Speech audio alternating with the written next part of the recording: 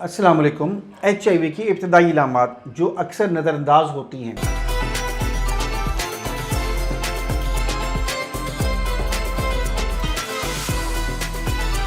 क्या आपको बार बार बुखार होता है?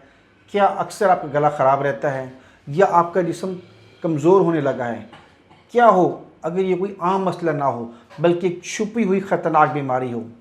HIV एक ऐसा वायरस है जो जिस्म के इम्यून सिस्टम को आहिस्ता आहिस्ता कमज़ोर करता है। शुरू में इसकी अलामत बहुत आम सी होती हैं, जैसे हल्का हल्का बुखार, गले में दर्द, जिस्म में दर्द या वज़न कम होना। आसान मिसाल से समझें, जैसे घर की दीवार में छोटी सी दरार हो, शुरू में नज़र नहीं आती लेकिन वक्त के साथ साथ पूरी दीवार कमज़ोर हो जाती है। HIV भी शुरू में छुपा रहता है, फिर आहिस्ता आहिस्ता हमारे जिस्म को कमज़ोर करता है। ज़्यादातर लोग इन इलामात को आम नज़ला ज़ुकाम समझ के नज़रअंदाज कर देते हैं। पाकिस्तान में ख़ास तौर पर लोग HIV के टेस्ट करवाने से घबराते हैं या शर्म महसूस करते हैं।